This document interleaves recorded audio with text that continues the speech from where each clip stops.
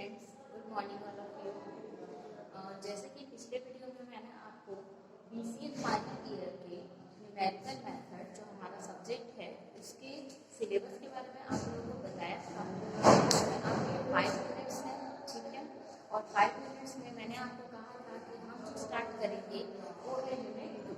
ठीक, यूनिट 2 के बारे में मैं आज आप लोगों को बताने वाली हूँ। तो जैसे पिछले वीडियो में मैंने आपको ये बताया था कि यूनिट 2 जो है वो मैट्रिक्स के ऊपर बेस्ड है। ठीक है, कि मैट्रिक्स के जो क्वेश्चंस हैं वो कैसे सॉल्व किए जाते हैं, उसके आइगन वैल्यूज, आइगन वेक्टर्स कैसे हम निकालते हैं, उसका डिटर्मिनेंट, उसका इनवर्स, ये सारे टॉपिक्स इसके अंतर्गत आते हैं। ठीक है, तो हम ये सब जानने से पहले हमको ये जानना पड़ेगा कि मैट्रिक्स होता क्या है।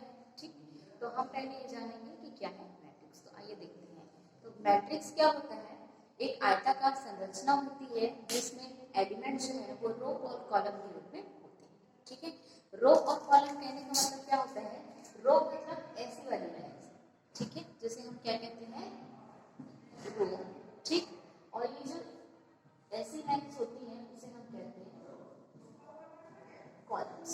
ठीक है, तो रो और कॉलम्स के फॉर्म में हमारे एलिमेंट्स होते हैं जिसको हम एक आयताकार संरचना के अंदर बनाते हैं। ठीक, इसको हम या तो जो हमारा मैट्रिक्स है उसको या तो हम इस टाइप के ब्रैकेट के अंदर भी दर्शा सकते हैं या तो कभी-कभी हम ऐसे ब्रैकेट्स के अंदर भी मैट्रिक्स को देखते हैं। ठीक है, तो मैट्रिक्स के अंदर मैट्रिक्स जो है वो इस प्रकार की संरचना के अंदर अवयव होता है जो रो और कॉलम्स के रूप में होते हैं। ठीक है, जैसे इसका हम एक फॉर्मेशन देख लेते हैं। जैसे कि ये है आपका A B C D E, इस टाइप का हम देख लेते हैं एग्जांपल। तो ये आपका क्या कहलाता है? मैट्रिक्स। ठीक है, जिसमें रोज और कॉलम्स में आपके एलिमेंट्स पाए जाते हैं। ठीक, तो मैट्रिक्स में देखिए इस मैट्रिक्स में कितने रोज हैं? 1 और 2। ठीक, दिख रहा है सबको, समझ आ रहा है? तो इसमें हमारे कितने रो हैं? आपके R1 और R2, 2 रो हैं। ठीक, और कॉलम्स कितने हैं देख सकते हैं, जैसे ये हो गया 1, ये हो गया 2 और ये हो गया कितने? 3। ठीक, तो इसके कॉलम्स कितने हो गए? कॉलम नंबर 1, कॉलम नंबर 2 और ये आपका कॉलम नंबर 3। तो ये एक क्या हो गया? मैट्रिक्स। ठीक है, इसका फॉर्म कैसा होता है वो मैं बता देती हूँ आप लोगों को। इसका फॉर्म होता है इस प्रकार से A11, A12, A13 और ऐसे जैसे A21, A22, A23 और एलिमेंट्स हो सकते हैं। तो इसमें होता क्या है देखिए, जैसे ये पहला एलिमेंट है। ठीक है, यहाँ पे क्या लिखा है मैंने? एलिमेंट, जैसे मैंने इसमें नाम दे दिया A। ठीक, और इसमें मैंने क्या लिखा? A11, जैसे सबको दिख रहा होगा। तो क्या लिखा है मैंने? पहला एलिमेंट लिखा है A11। तो 1 जो इसमें जो ये जो नंबर्स लिखे हुए हैं, जैसे 11 लिखा है, 12 लिखा है, 13 लिखा है, डैश डैश और हो सकते हैं। ठीक, जितने भी टाइप का जिसका भी मैट्रिक्स होगा, ठीक है, जितने क्रॉस का मैट्रिक्स होगा उतने एलिमेंट्स इसमें हो सकते हैं। तो ये जो नंबर है ये क्या है? ये जो नंबर है वो आपकी मैट्रिक्स के रो और कॉलम की पोजीशन को बताता है कि वो किस रो और किस कॉलम में एग्जिस्ट कर रहा है वो एलिमेंट। ठीक, तो जो भी मैट्रिक्स होता है उसमें सबसे पहले जो लिखा होता है, पहला जो नंबर लिखा होता है वो हमारे मैट्रिक्स के रो को दर्शाता है, और जो दूसरा वाला जो नंबर लिखा होता है वो उसके कॉलम को दर्शाता है। ठीक है, तो पहला नंबर किसको बताता है? एलिमेंट के रो को, और दूसरा वाला नंबर जो है वो एलिमेंट के कॉलम को, कि वो जो एलिमेंट है वो किस रो या किस कॉलम में है। ठीक, किस रो और किस कॉलम में वो एलिमेंट आपका है, इस बात को ये दर्शाता है ये नंबर। ठीक, जैसे कि पहला एलिमेंट हम देख सकते हैं कि ये A जो 11 है, तो 11 मतलब क्या कह रहे हैं कि ये फर्स्ट रो और फर्स्ट कॉलम, क्योंकि पहले मैंने बताया यहाँ पे कि पहले जो नंबर है वो होता है आपका रो को दर्शाने वाला और दूसरा नंबर जो है वो कॉलम को दर्शाता है। ठीक, तो ये पहले रो के पहले कॉलम में एग्जिस्ट कर रहा है। ठीक, इसलिए इसकी पोजीशन का नाम बस है और कुछ नहीं है। ठीक है, वैसे दूसरा एलिमेंट में मैंने क्या लिखा? A12, इट मींस ये फर्स्ट रो के सेकंड कॉलम में है। ठीक है, वैसे अगला फर्स्ट रो के थर्ड कॉलम में, आगे और अगर होगा तो फर्स्ट रो के फोर्थ कॉलम में, फर्स्ट रो के फिफ्थ कॉलम में, ऐसे जितने भी एलिमेंट्स उसके अंदर होंगे ये उसकी पोजीशन है, ठीक है। उसके बाद वैसे अगर ये सेकंड रो में है, अगला एलिमेंट देख सकते हैं, तो ये सेकंड रो में है ये वाला एलिमेंट, तो सेकंड रो के फर्स्ट कॉलम में एग्जिस्ट कर रहा है, इसलिए हमने क्या कहा है A21, 2 मींस रो का पोजीशन मतलब सेकंड रो, जैसे ये R1 ये हो गया R2, ठीक। तो A21 इट मींस जो A है वो सेकंड रो के फर्स्ट कॉलम में है, ठीक। उसके बाद आता है A22 मतलब सेकंड रो के सेकंड कॉलम में है, ठीक। उसके बाद आता है A23 तो ये सेकंड रो के थर्ड कॉलम में है। इस टाइप से इसके क्या होते हैं पोजीशंस इस टाइप से बताए जाते हैं, ठीक है। तो इसका फॉर्मेशन ऐसे ही होता है A11 A12 A13 A14 जितने भी एलिमेंट होंगे उसके लिए। फिर अगला वाला क्योंकि सेकंड रो में है इसलिए A2, अगर फर्स्ट सेकंड रो के फर्स्ट कॉलम में है तो 21, सेकंड रो के सेकंड कॉलम में है तो हम कहेंगे इस पोजीशन को 22। तो ये पोजीशन का नाम किस रो और किस कॉलम में वो एग्जिस्ट कर रहा है उसको बताने के लिए हम ऐसे नंबर्स लिखते हैं, ठीक है। आगे हम देखते हैं कि जैसे मैंने एक मैट्रिक्स बनाया था यहाँ पे कि A B C इसके एलिमेंट्स हैं D E F, मैंने मान लिया कोई भी एलिमेंट, ठीक है। हाँ, एक चीज और मैं बता दूं कि जो मैट्रिक्स होता है उसको हम ऑलवेज कैपिटल लेटर में दिखाते हैं और उसके जो अंदर के जो एलिमेंट्स जैसे यहाँ पे लिखे हैं उसको हम स्मॉल लेटर में दिखाते हैं, ठीक है। तो जैसे कि A नाम का कोई मैट्रिक्स है, मैंने यहाँ पे एग्जांपल दिया जिसमें मैंने मान लिया कि इस मैट्रिक्स का नाम है A और इसके अंदर कौन कौन से एलिमेंट है। फर्स्ट रो में क्या क्या एलिमेंट मैंने लिखा A B C, second row में मैंने लिखा है D E F, ठीक है। तो एक मैंने अपने मन से एक मैट्रिक्स का एग्जांपल ले लिया। तो जैसे कि हम यहाँ पे देख पा रहे हैं कि इस मैट्रिक्स में एक रो और ये दूसरा, कितने रो है 2, ठीक। और वैसे ही कॉलम्स अगर हम देखेंगे तो कितने कॉलम है, एक A और D, जैसे ये वाला कॉलम है पहला, दूसरा कॉलम कौन सा है B और D वाला, और तीसरा कॉलम है C और F वाला। तो हम देख पा रहे हैं यहाँ पे 1 2 और ये, तो C1 C2 एंड C3 तीन कॉलम इस मैट्रिक्स है, ठीक। तो कितने आपके रोज हैं 1 and 2 रोज 1 2 3 कॉलम। तो क्योंकि इसमें 2 रो और 3 कॉलम है इसलिए ये जो मैट्रिक्स है उसे हम कहते हैं 2 क्रॉस 3 का मैट्रिक्स।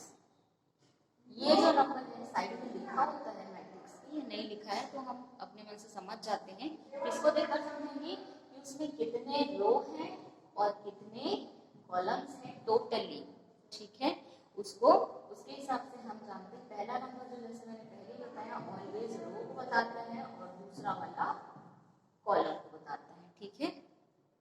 तो पहला नंबर रो को बता रहा है और दूसरा नंबर कॉलम को बता रहा है। तो हम यहाँ पर देख सकते हैं कि ये किसका मैट्रिक्स है, कितने का मैट्रिक्स है 2 क्रॉस 3 का मैट्रिक्स है। समझ आ गया यहाँ तक।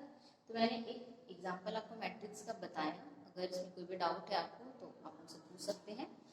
इसके बाद हम देख लेते हैं कि किस किस टाइप के हो सकते हैं। जैसे कि अब इसमें बहुत सारे एलिमेंट्स हो सकते हैं, मैंने तो एक छोटा सा आपको मैट्रिक्स बना के बता दिया, ठीक है।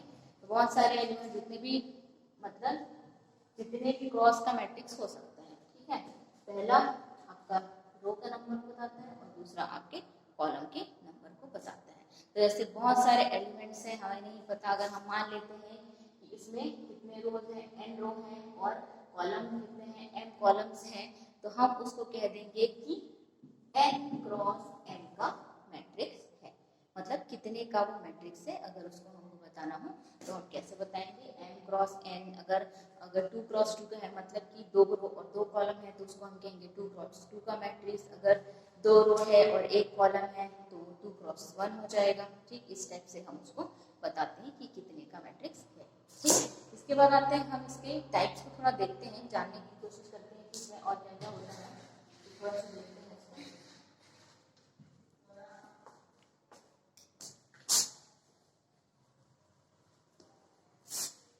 तो जैसे कि अभी मैंने आपको बताया कि कोई भी मैट्रिक्स है वो कितने का है वो यहाँ पे लिखे नंबर से पता चलता है। अगर यहाँ पे मैंने लिखा है n और ये m मतलब कि n रो है और m क्या है कॉलम, ठीक है। तो ये n क्रॉस m का मैट्रिक्स हो गया, ठीक। तो अब इसकी हम एक टाइप को देख लेते हैं। इसमें आता है पहला टाइप। तो पहला टाइप है इसका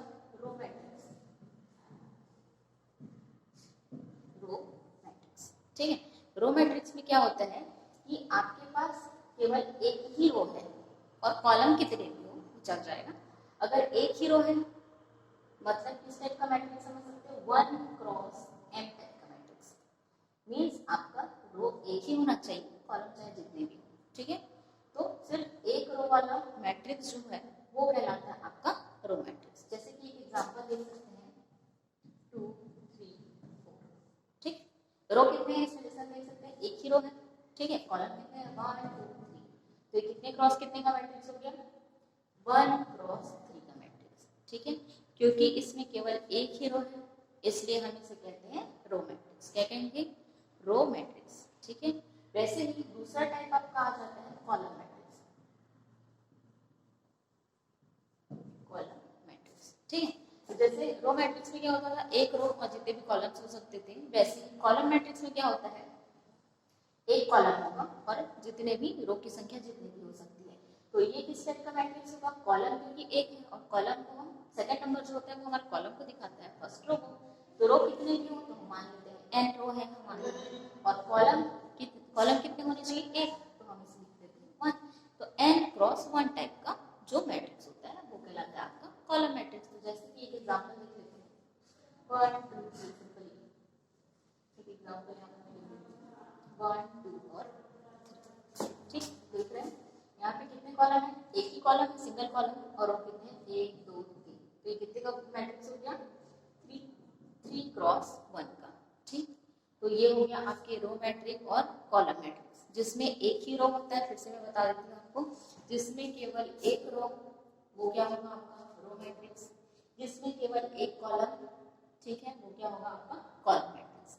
उसके बाद जो आपका आता है सबसे मोस्ट इम्पोर्टेंट होता है वो होता है आपका स्क्वायर मैट्रिक्स। क्या मैट्रिक्स, स्क्वायर, ठीक, स्क्वायर। तो स्क्वायर मैट्रिक्स में क्या होता है, ऐसा एक मैट्रिक्स जिसके अंतर्गत रो की संख्या और कॉलम की संख्या एक बराबर होती है, ठीक है। जितने नंबर ऑफ रो हैं उतने ही नंबर ऑफ कॉलम भी होते हैं, तो वो हमारा क्या कहलाता है स्क्वायर मैट्रिक्स। क्या कहलाएगा, स्क्वायर मैट्रिक्स। जैसे कि हम एक एग्जांपल देख सकते हैं यहाँ पे, जैसे मैंने यहाँ पे लिख दिया 1 2 3 2 3 5 और 1 6, कुछ भी लिख सकते हैं अपने हिसाब से एग्जांपल, ठीक है। तो इस वजह से कि मैंने बनाया एक मैट्रिक्स, तो यहाँ पर देख सकते हैं ये R है आपका, ये क्या है आपका R2 और ये क्या आपका R3, ठीक। ऐसे ही कॉलम को देखो C1, पहला कॉलम ये वाला क्या है आपका C2, ये दूसरा कॉलम और ये वाला आपको क्या दिख रहा है C3।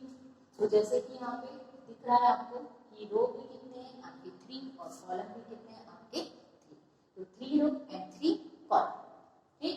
जितने नंबर हैं रो के उतने ही नंबर हैं इसके कॉलम के, मतलब रो भी 3 है और कॉलम भी 3 है। तो ये हमारा क्या बन गया 3 क्रॉस 3 का मैट्रिक्स, ठीक। मतलब जितने रो उतने कॉलम, और जब रो और कॉलम क्या हो जिस मैट्रिक्स के बराबर हो तो वो क्या कहलाता है आपका स्क्वायर मैट्रिक्स, ठीक है।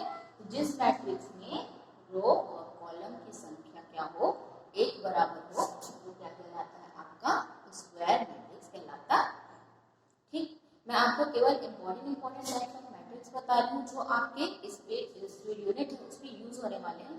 ये तो बहुत सारे टाइप्स के होते हैं पर हमको सभी को जानने की जरूरत नहीं है, जो हमारे बेसिक है जो यूज होंगे वही मैं आपको बता रही हूँ, ठीक है।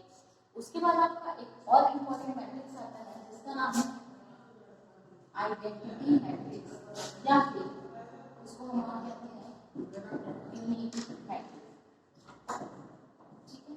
आइडेंटिटी मैट्रिक्स या फिर क्या कहते हैं उसी को यूनिक मैट्रिक्स भी कहते हैं। तो ये हमारा एक और सबसे मोस्ट इम्पॉर्टेंट मैट्रिक्स है, इसी को आपको सबसे ज्यादा ध्यान में रखना है, और एक स्क्वायर मैट्रिक्स को और एक आइडेंटिटी मैट्रिक्स को, जो यही जो है ये ज्यादा हमारे टॉपिक में यूज होने वाला है, हमारे जो यूनिट है उसमें यही सारी चीजें यूज होंगी, ठीक है। तो इसमें होता क्या है कि सबसे पहले आइडेंटिटी मैट्रिक्स होने के लिए उस मैट्रिक्स को क्या होना चाहिए, एक स्क्वायर मैट्रिक्स होना चाहिए, ठीक। तो एक स्क्वायर मैट्रिक्स होना चाहिए किसको, आइडेंटिटी मैट्रिक्स होने के लिए। ये आइडेंटिटी मैट्रिक्स एक टाइप का स्क्वायर मैट्रिक्स है, ऐसा भी हम कह सकते हैं, ठीक है। स्क्वायर मैट्रिक्स मतलब ऑलवेज जो आइडेंटिटी मैट्रिक्स है वो हमेशा एक स्क्वायर मैट्रिक्स होता है, मतलब जिसके नंबर ऑफ रो और नंबर ऑफ कॉलम इक्वल होते हैं। ठीक है, तो क्या चीज हमें जाना आइडेंटिटी मैट्रिक्स के लिए कि वो ऑलवेज स्क्वायर मैट्रिक्स होता है, और दूसरी चीज मैं इसको बता देती हूँ कि कैसा होता है। जैसे कि मैं कोई एक स्क्वायर मैट्रिक्स बना रही हूँ 3x3 का, अगर मैं आइडेंटिटी मैट्रिक्स लेती हूँ तो कैसे लिखते हैं उसको 1 0 0 0 1 0 0 0 1। तो सबसे पहली जो इसकी क्वालिटी होती है वो क्या है कि वो एक स्क्वायर मैट्रिक्स होता है। तो जैसे कि मैं यहाँ पे देख सकते हैं हम ये 3 रोज और 3 कॉलम्स है, मतलब 3x3 का एक आइडेंटिटी मैट्रिक्स मैंने आपको बना के बताया। तो दूसरा चीज इसमें होता क्या है आइडेंटिटी मैट्रिक्स में कि इसके जो डायगोनल का जो वैल्यू होता है, डायगोनल मीन्स ये एक साइड से एक कोने से दूसरे कोने तक सारा वैल्यू। ठीक है, तो ये जो डायगोनल की जो वैल्यू होती है वो सारी आपकी क्या होती है 1 1 1, चाहे वो 2x2 की हो, 3x3 की हो, 4x4 की हो, किसी की भी हो। ठीक है, तो मैंने यहाँ पे 3x कॉलम वाला आइडेंटिटी मैट्रिक्स बनाया है, उसके लिए ऐसा होगा। अगर आपको 2 के लिए बनाना है तो कैसा हो जाएगा 1 0 0 1। डायगोनल में क्या एग्जिस्ट कर रहा है आपका 1। तो क्या होता है कि डायगोनल की वैल्यू मतलब एक कोने से दूसरे कोने वाली जो वैल्यूज होती है ऐसा, ठीक है, उसकी वैल्यू उसी को कहते हैं डायगोनल। तो उसकी सारी वैल्यू